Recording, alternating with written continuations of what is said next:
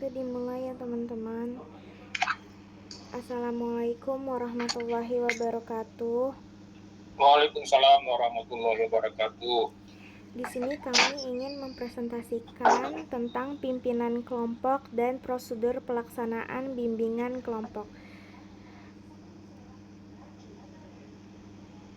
Anggota kelompoknya ada saya sendiri, Nazo Salsabila, dan rekan saya, Ibu Farida Rashid. Selanjutnya, untuk latar belakangnya ini, bimbingan dan konseling dalam sistem pendidikan yang bertujuan membantu peserta didik mencapai perkembangan optimal baik dalam aspek pribadi, sosial, belajar maupun karir.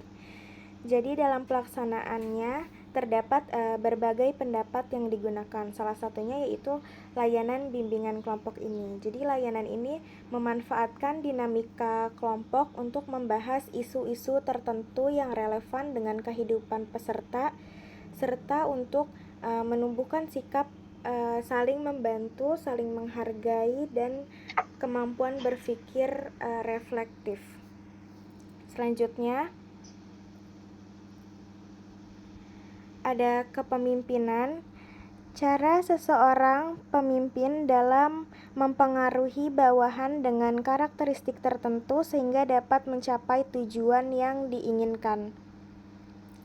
Lalu faktor keberhasilan seorang pemimpin adalah salah satunya tergantung dengan teknik kepemimpinan yang dilakukan dalam menciptakan situasi sehingga menyebabkan orang yang dipimpinnya timbul kesadarannya untuk melaksanakan apa yang dikehendaki.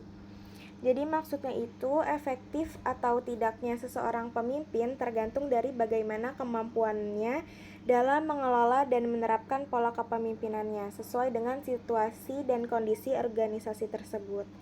Selanjutnya,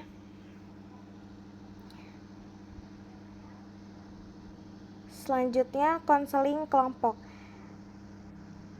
merupakan pemberian bantuan dengan memanfaatkan dinamika kelompok untuk mengetahui konsep diri masing-masing anggota. Konseling kelompok biasanya dilakukan untuk jangka waktu pendek atau menengah.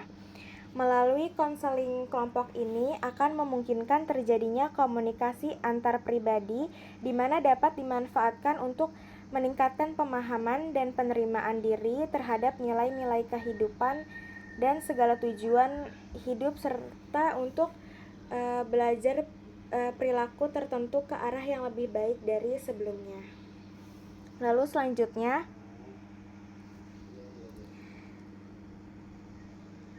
kepemimpinan kelompok atau group leadership. Kepemimpinan kelompok merupakan jenis-jenis kepemimpinan di mana lebih dari satu orang memberikan arahan kepada kelompok secara keseluruhan. Tujuan pendekatan ini adalah untuk meningkatkan kreativitas, mengurangi biaya atau perampingan. Dalam kegiatan konseling kelompok, pemimpin kelompok memiliki peranan. Ini menurut Prayitno pada tahun 2004. Menjelaskan peranan pemimpin kelompok adalah memberikan bantuan, pengarahan atau campur tangan langsung terhadap kegiatan konseling kelompok, memusatkan perhatian pada suasana perasaan yang berkembang dalam kelompok, memberikan tanggapan atau umpan balik tentang berbagai hal yang terjadi dalam kelompok, baik yang bersifat isi maupun proses kegiatan kelompok, dan sifat kerahasiaan dan kegiatan kelompok itu dengan segenap isi dan kejadian-kejadian yang timbul di dalamnya menjadi tanggung jawab pemimpin kelompok. Selanjutnya, tugas dan peran pemimpin kelompok. Konselor sebagai pemimpin kelompok mempunyai tugas yang tidak ringan. Menurut Yalam, tugas-tugas pemimpin kelompok adalah menurut Wibowo tahun 2005 yang ada 3 tugas utama pemimpin kelompok. Yang pertama, membuat dan mempertahankan kelompok. Artinya Pemimpin harus bisa membantu kelompok yang solid dan memastikan kelompok ini tetap berjalan dengan baik. Lalu yang kedua ada membentuk budaya di sini. Maksudnya adalah menciptakan suasana atau nilai-nilai positif yang menjadi ciri khas kelompok. Misalnya budaya saling menghargai dan terbuka dalam berbicara. Lalu yang ketiga ada membentuk norma, artinya menetapkan aturan atau kesepakatan bersama agar setiap anggota kelompok tahu batasan dan tanggung jawabnya masing-masing. Lalu dalam mengarahkan suasana kelompok melalui dinamika kelompok pemimpin, kelompok berperan dalam menurut Praitno pada tahun 2004 ini, maksudnya adalah pemimpin juga punya peran penting dalam mengarahkan dinamika kelompok seperti suasana dan interaksi antar anggota kelompok. Jadinya pemimpin bukan hanya mengatur aja, tapi juga menciptakan iklim kelompok yang nyaman dan produktif. Selanjutnya, peran pemimpin kelompok. Pembentukan kelompok dan sekumpulan calon peserta atau terdiri dari 8 sampai 10 orang siswa sehingga terpenuhi syarat-syarat kelompok yang mampu secara aktif mengembangkan dinamika kelompok, yaitu yang pertama, terjadinya hubungan antara anggota kelompok menuju keakraban di antara mereka supaya anggota bisa saling kenal, saling nyaman dan terbuka. Lalu yang kedua, tumbuhnya tujuan bersama di antara anggota kelompok dalam suasana kebersamaannya. Misalnya ingin saling mendukung atau belajar mengatasi masalah bersama. Lalu yang ketiga, berkembangnya itikat dan tujuan bersama untuk mencapai tujuan kelompok. Jadi setiap anggota benar-benar niat ikut dan terlibat dalam proses kelompok itu. Lalu yang keempat, terbinanya kemandirian pada diri setiap anggota kelompok sehingga mereka masing-masing mampu berbicara. Maksudnya itu semua anggota diusahakan bisa aktif ngomong, nggak cuma 1-2 orang aja yang berbicara gitu. Lalu yang kelima, terbinanya kemandirian kelompok sehingga kelompok ini berusaha dan mampu tampil beda dari kelompok lainnya supaya kelompok ini punya ciri khas dan anggota merasa bangga jadi bagian dari kelompok itu tersebut. Lalu yang kedua ini penstrukturan yaitu membahas bersama anggota kelompok apa, mengapa, dan bagaimana layanan konseling kelompok dilaksanakan. Jadi pimpinan itu bukan cuma ngatur-ngatur aja, tapi juga ngajak semua anggota untuk ngerti dan ikut bertanggung jawab atas jalannya kelompok mereka gitu. Selanjutnya, pemimpin kelompok. Pemimpin kelompok adalah orang yang mampu menciptakan suasana sehingga anggota kelompok dapat belajar bagaimana mengatasi masalah mereka sendiri. Menurut Praitno pada tahun 1995, dalam kegiatan konseling kelompok, pemimpin kelompok memiliki peranan. Praitno menjelaskan peranan pemimpin kelompok adalah memberikan bantuan, pengarahan atau campur tangan langsung terhadap kegiatan konseling kelompok. Selanjutnya, ini ada tipe-tipe kepemimpinan kelompok. Yang pertama, tipe pemimpin demokrasi. Bawahan atau anggota dapat menyampaikan pendapat atau ide secara lebih terbuka sebagai kontribusi untuk memajukan perusahaan. Masukan Anda bisa jadi bahan pertimbangan pemimpin perusahaan untuk membuat keputusan bisnis. Jadi semua orang bisa ikut andil dalam memajukan organisasi. Masukan dari anggota ini nanti jadi bahan pertimbangan pemimpin sebelumnya untuk ngambil keputusan. Jadi suasananya terbuka dan semua merasa dihargai. Yang kedua ada tipe pemimpin otoriter. Pemimpin tipe otoriter, sisi baiknya adalah memastikan pekerjaan bisa diselesaikan tepat waktu dan efektif tanpa banyak alasan. karena pemimpin memiliki matriks time balance dan tahu cara mengingat produktivitas kerja yang efektif. Jadi masing-masing tipe punya sisi positif dan negatifnya, jadi tinggal disesuaikan aja dengan situasi kelompok atau tujuan yang ingin dicapai. Selanjutnya, ini ada tipe pemimpin karismatik. Sisi positifnya adalah bawahan atau karyawan akan dengan senang hati melakukan apapun yang dibutuhkan pemimpin, dimulai dari membantu proyek atau order baru yang harus segera ditangani, diminta melakukan revisi pekerjaan sesuai permintaan klien, dan sebagainya. Sisi negatifnya timbul ketergantungan yang tinggi terhadap pemimpin perusahaan akibat kenyamanan kerja yang diberikan. Lalu yang keempat ada tipe pemimpin militeristik. Tipe pemimpin ini sangat mementingkan disiplin tingkat tinggi. Baginya, seorang pemimpin harus memiliki keahlian pemimpin yang sesungguhnya. Apabila karyawan memiliki sifat yang selaras dengan sang pemimpin, maka kolaborasi kerja yang efektif bisa tercipta.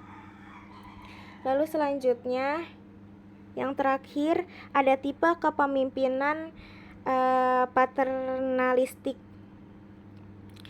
Tipe pemimpin ini akan selalu memperlakukan bawahannya seperti pemula yang segalanya harus diajarkan, dipandu, dan dikontrol sesuai keinginan alasan.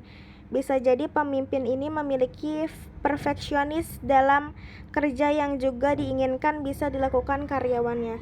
Jadi pemimpin materialistik itu kayak orang tua yang suka ngajarin anaknya, jadi semua harus diajarin, harus dipandu dan dikontrol.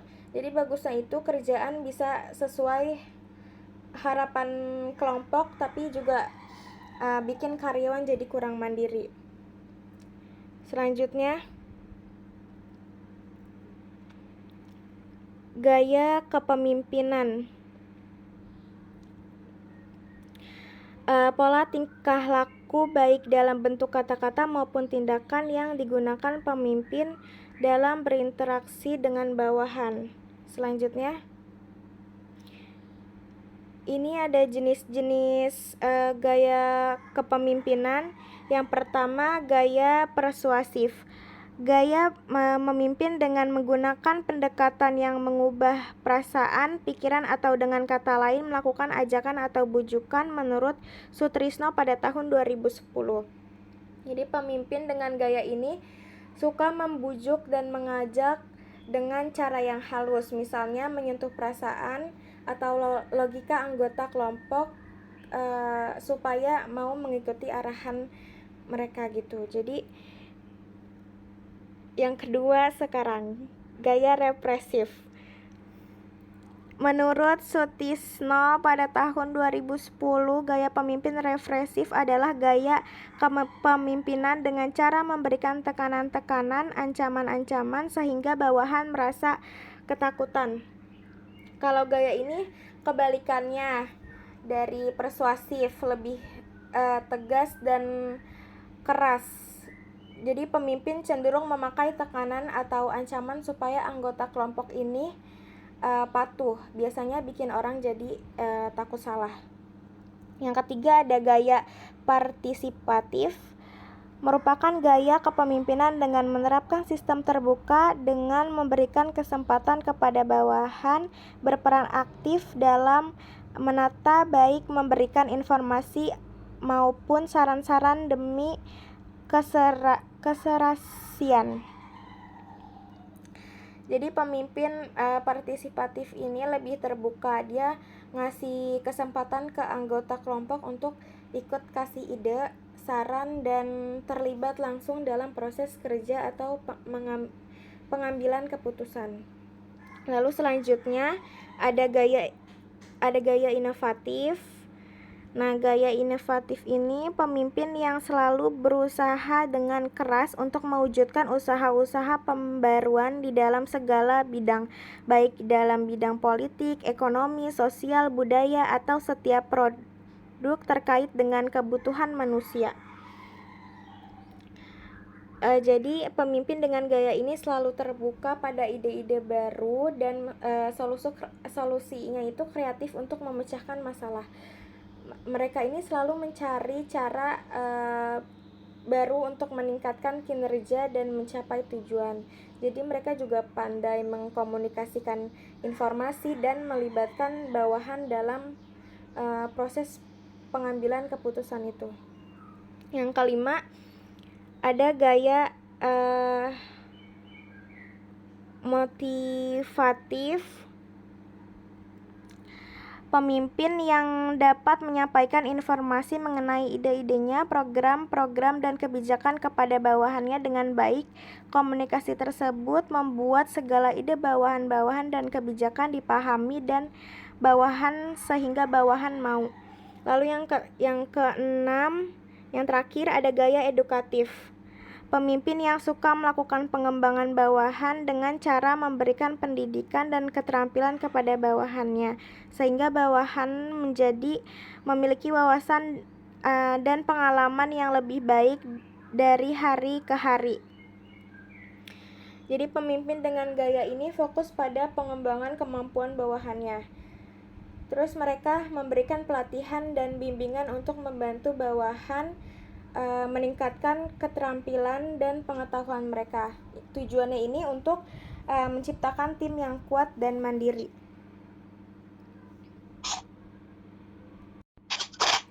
Untuk presentasi selanjutnya akan dijelaskan oleh rekan saya, Ibu Faridah.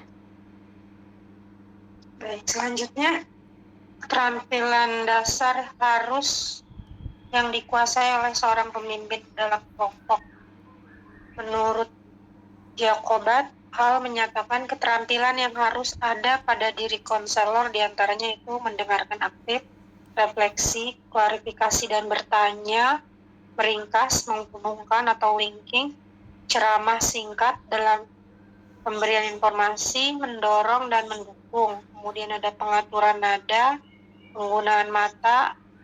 Di sini ada 4 cara, yaitu dengan mengamati, isyarat, nonverbal, menarik keluar anggota, membiarkan anggota melihat anggota lain, memotong ketergantungan anggota, serta penggunaan energi seorang pemimpin. Artinya di sini konselor tidak hanya mendengarkan kata-kata, tapi juga perasaan, bagaimana nada suaranya dan bahasa tubuh seorang klien. Di sini untuk memberikan perhatian penuh, mengajukan pertanyaan, bagaimana cara mengklarifikasi dan menahan diri dari menyela dan atau menghakimi.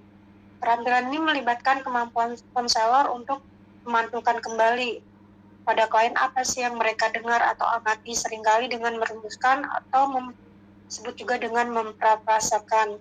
Lalu dengan refleksi membantu klien untuk mendengar kembali pikiran dan perasaan mereka sendiri yang dapat membantu mereka untuk mendapatkan wawasan baru atau merasa lebih dipahami dan dimengerti. Dan di sini membantu klien melihat gambaran besar atau merasa bahwa percakapan memiliki arah yang jelas, membantu klien melihat pola, memahami akar masalah, dan mengintegrasikan berbagai bagian dari diri mereka. Jadi di sini harus dilakukan secara ringkas, jelas, dan relevan dengan sesuai kebutuhan klien. Dan di sini bisa dilihat dari cara ekspresinya verbal, dari penerimaan, validasi, perasaan klien, atau pengakuan atas kekuatan dan usaha lain untuk dalam memecahkan permasalahannya. Kemudian next, bimbingan kelompok. Kegiatan kelompok yang dilakukan oleh sekelompok orang dengan memanfaatkan dinamika kelompok. Maksudnya adalah sekelompok orang yang saling bekerja sama dalam suatu kegiatan dengan memanfaatkan interaksi, peran, hubungan, dan proses sosial yang terjadi dalam kelompok tersebut untuk mencapai tujuan bersama secara lebih efektif. Selanjutnya, di mana di sini mempunyai tujuan melatih dalam mengembangkan kemampuan bersosialisasi dan mewujudkan tingkah laku yang lebih efektif. Di sini membimbing siswa agar mampu berinteraksi dengan baik dengan orang lain, teman atau lingkungan di sekitar, serta mendorong mereka untuk menunjukkan sikap, kebiasaan, dan tindakan yang positif sesuai norma dan bermanfaat dalam kehidupan sehari-hari dengan melatih cara berkomunikasi untuk menyampaikan pendapat dan menghargai pendapat orang lain. Kemudian selanjutnya, di sini ada sifat kelompok, ada terbuka dan tertutup. Nah, dikatakan terbuka yaitu di sini kelompok ini dapat menerima kehadiran anggota baru setiap ada perubahan, di mana sebelumnya sudah ditetapkan jumlah kelompoknya.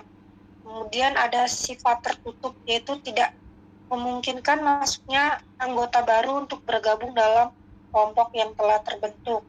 Misalnya sebuah kelompok terdiri dari 4 orang, maka proses konseling kelompok akan berakhir, jumlah ini tidak akan bertambah kembali. Kemudian ada slide berikutnya, prosedur bimbingan kelompok. Itu ada perencanaan, pembentukan, pelaksanaan, evaluasi, dan analisis.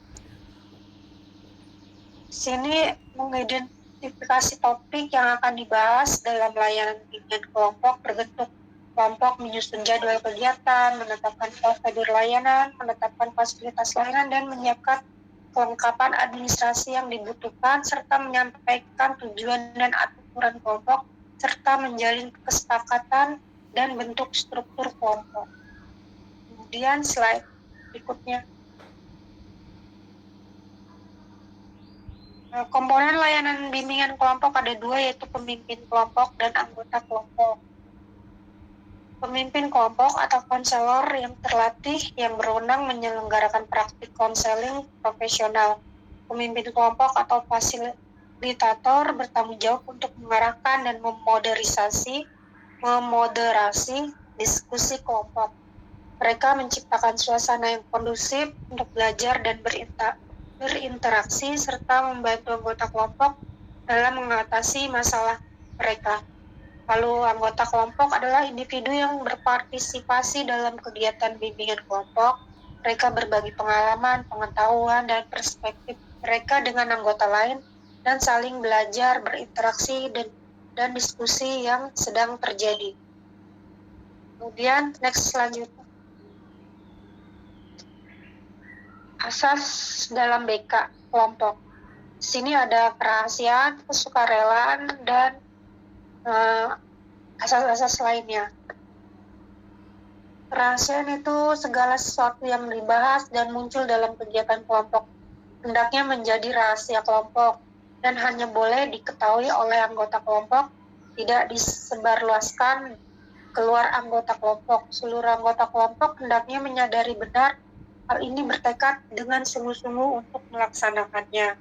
Kemudian sukarela, yaitu di mana sejak awal rencana pembentukan kelompok oleh konselor kelompok, sukarelaan terus-menerus dibina melalui upaya konselor untuk mengembangkan syarat-syarat kelompok yang efektif dan keseluruhan tentang layanan bimbingan kelompok maupun konseling kelompok dengan kesukarelaan untuk mewujudkan peran aktif diri mereka masing-masing untuk mencapai tujuan layanan. Kemudian yang asas lainnya, di mana ada kegiatan keterbukaan, kekinian, dan kenormatifan.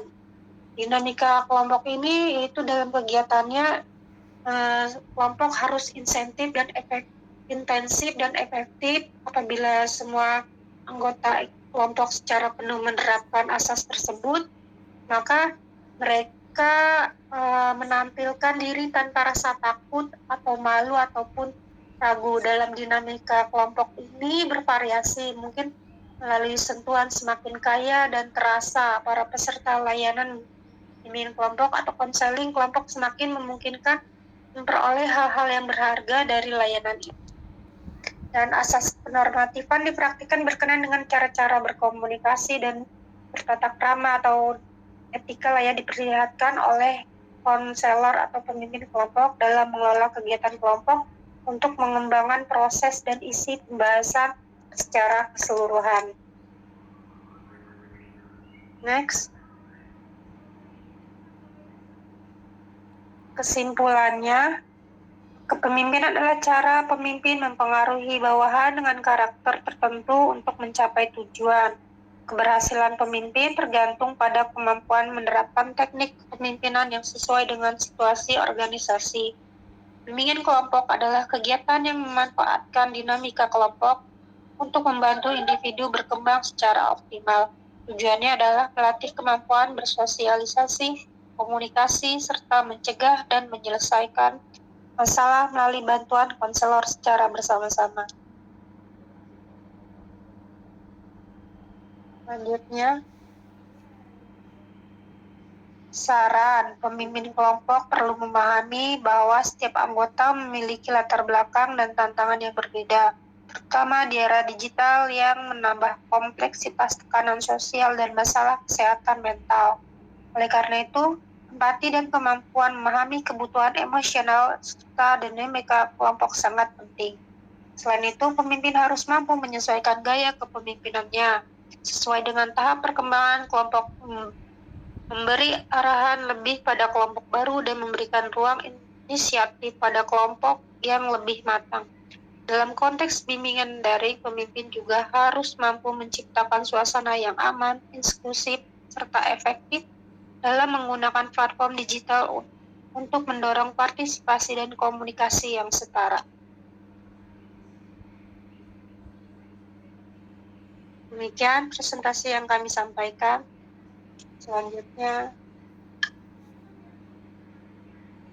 jika ada yang ingin disampaikan atau ditanyakan atau ditambahkan, mohon Bapak, teman, dan semuanya. Terima kasih. Najwa,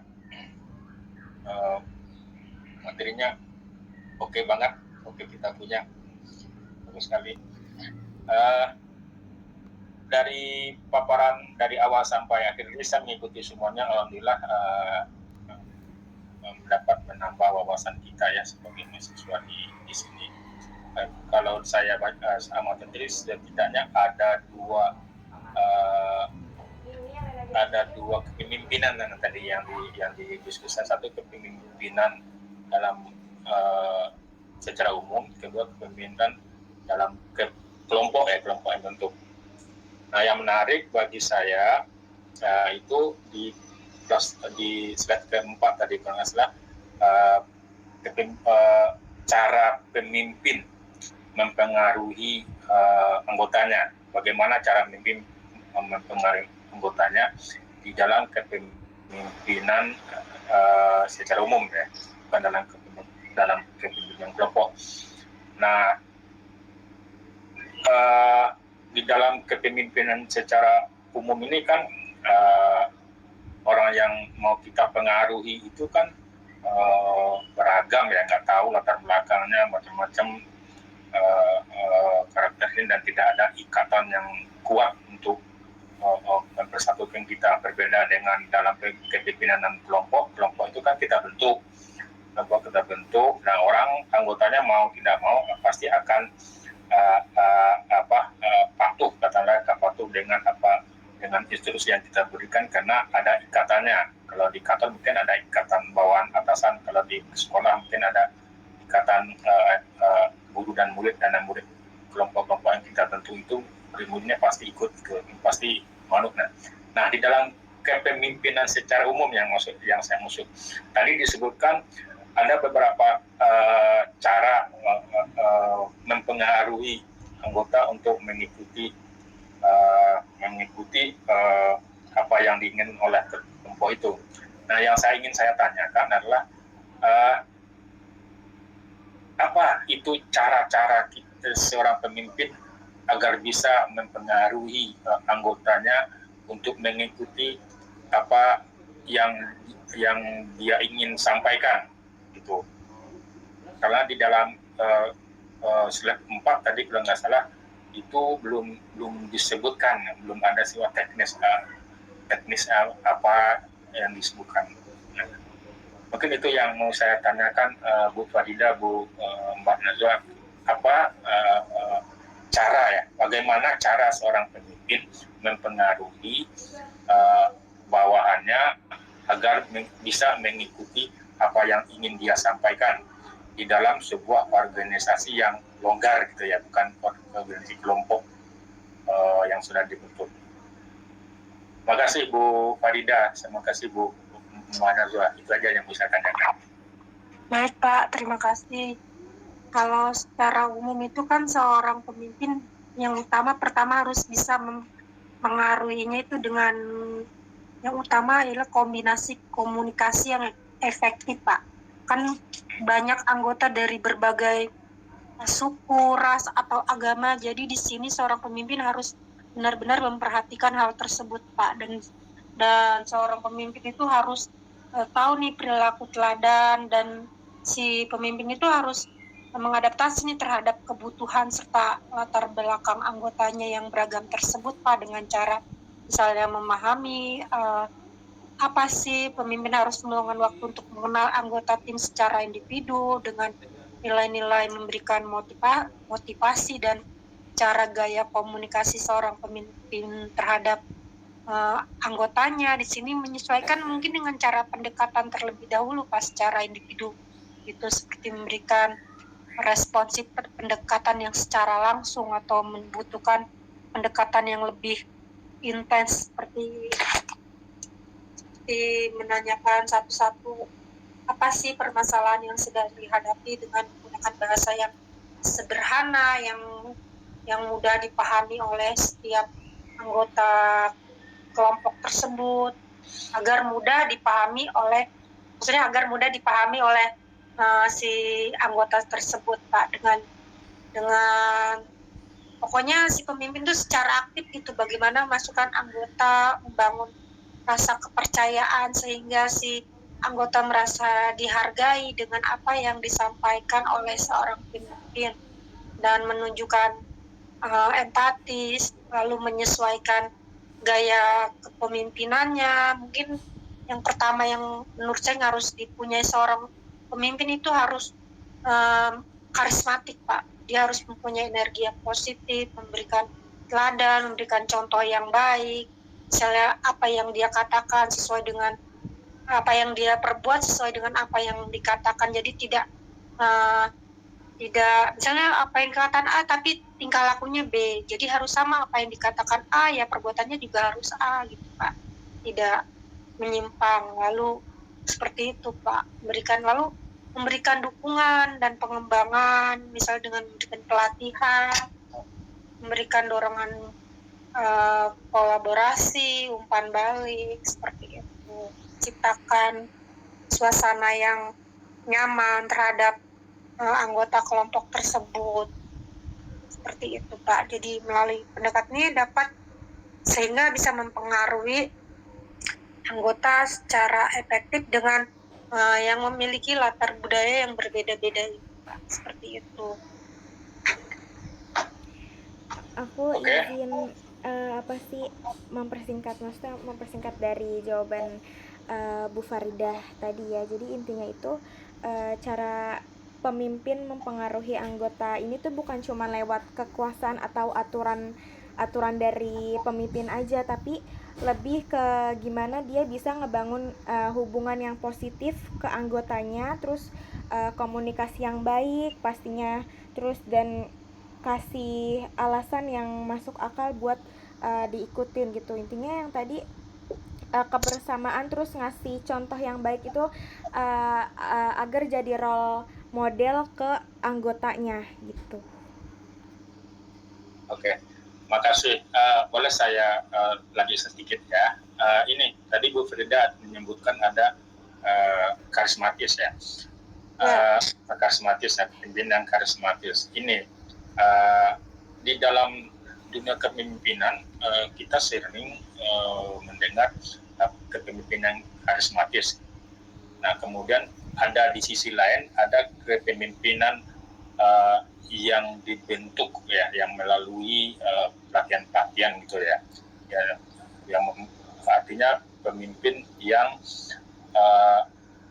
belajar atau dibentuk dan melalui proses tertentu gitu ya, terus mungkin pelatihan dan sebagainya. Nah, di saat ini di daerah kita ini, apakah Bu Farida dan Mbak Nazwa yakin bahwa kepemimpinan karismatis itu masih bisa atau masih mampu mempengaruhi anggota atau jamaah atau anggota atau jamaah untuk mengikuti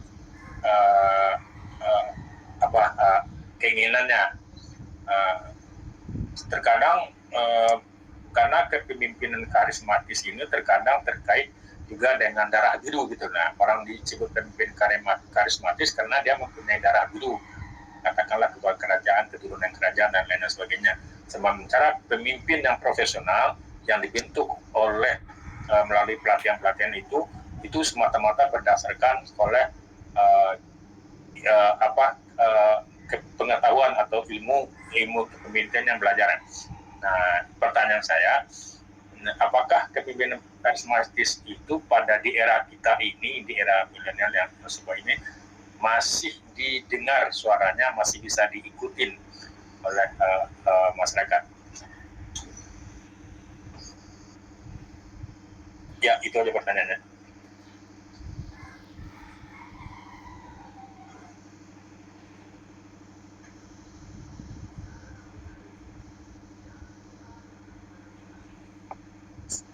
Sepertinya untuk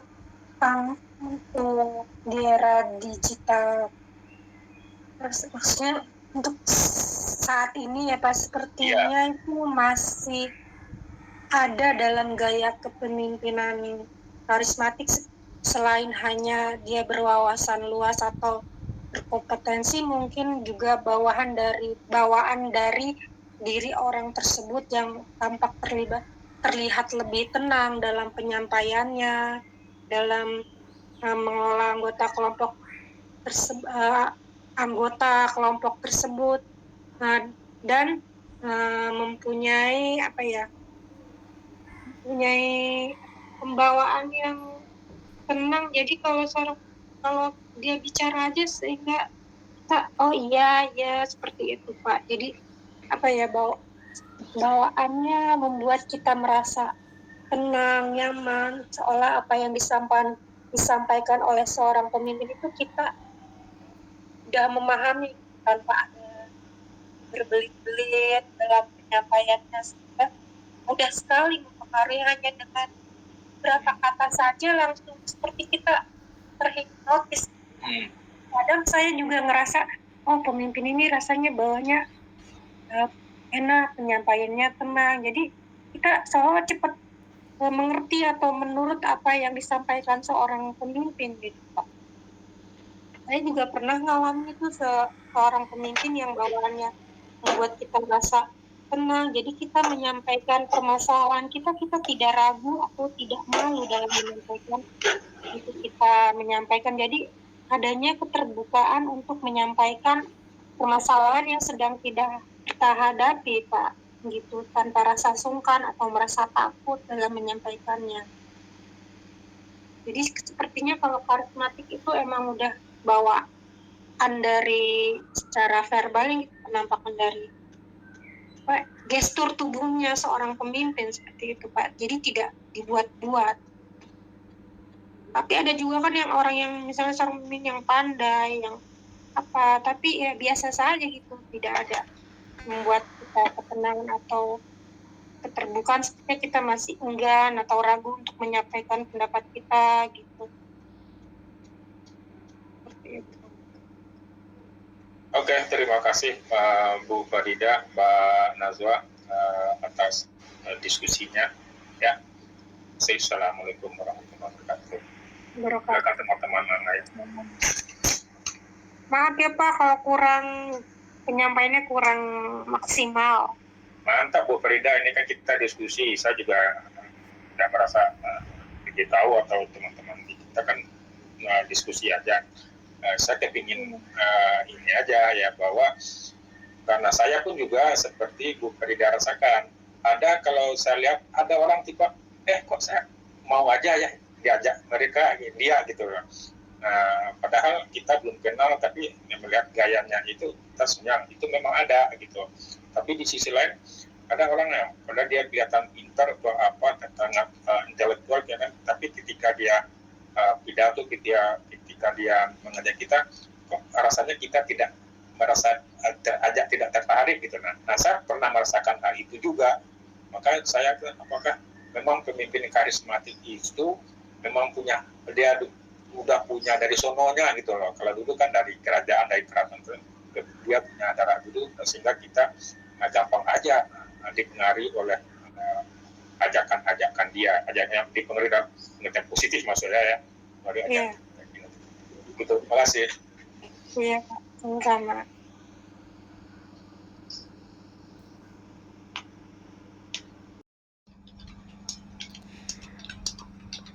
Udah nggak ada yang nanya lagi kan guys, berarti ini kita selesain aja, kita tutup presentasinya.